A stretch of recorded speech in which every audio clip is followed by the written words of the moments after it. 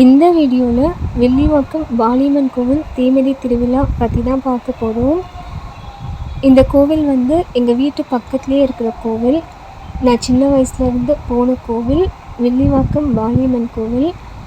Villivakkam bus ஸ்டாண்டுக்கு பக்கத்துலேயே தான் இந்த கோவில் இருக்குது. உங்களால் முடிஞ்சால் கண்டிப்பாக இந்த கோவிலை வந்து ஒரு தடவை விசிட் பண்ணி பாருங்கள். இந்த வீடியோவில் தீமிதி திருவிழா பற்றின டீட்டெயில்ஸ் வந்து நம்ம தெரிஞ்சுக்கலாம். கடைசியாக வந்து 2019ஆம் ஆண்டு எல்லாரையுமே கூப்பிட்டு ரொம்ப விசேஷமாக வந்து தீமிதி திருவிழா நடந்தது.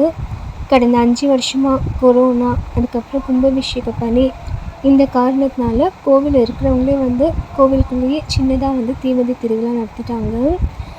5 வருஷம் கழித்து இந்த வருஷம்தான் வர ஆகஸ்ட் 17ஆம் தேதி தமிழ் மாதத்தில் ஆவணி 1ஆம் தேதி வந்து தீமிதி திருவிழா நடக்க போகுது. நானுமே வந்து ரொம்ப ஆவலாக தீமிதி திருவிழாக்காக காத்துட்ருக்கேன்.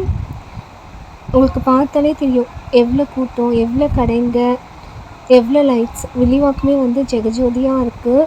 குமார மக்கள் கூட்டம் 5 வருஷம் கழித்து வந்து வில்லிவாக்க தெருமுழுக்க குமார மக்களோட கூட்டம். இந்த வாட்டி வந்து நல்ல போலீஸ் ப்ரொடெக்ஷனும் இருக்குது. அங்கங்கே வந்து போலீஸ்காரங்க சுற்றிட்டே தான் இருக்காங்க. எங்கேயுமே ஆளுங்களை வந்து கூட்டமாக நிற்க விடலை. ஏன்னா வந்து கூட்டம் வந்து ரொம்ப அதிகமாக இருக்குது. 5 வருஷம் கழித்து வந்து தீமிதி திருவிழா நடக்க போகுது. அதனால் வந்து கூட்டம் வந்து ரொம்ப அதிகமாக இருக்குது. குமார மக்கள் கூட்டமும் வந்து அதிகமாகவே இருக்குது. அதனால் வந்து போலீஸ் ப்ரொடெக்ஷனும் வந்து இன்றைக்கி ஃபுல்லாக இருக்குது.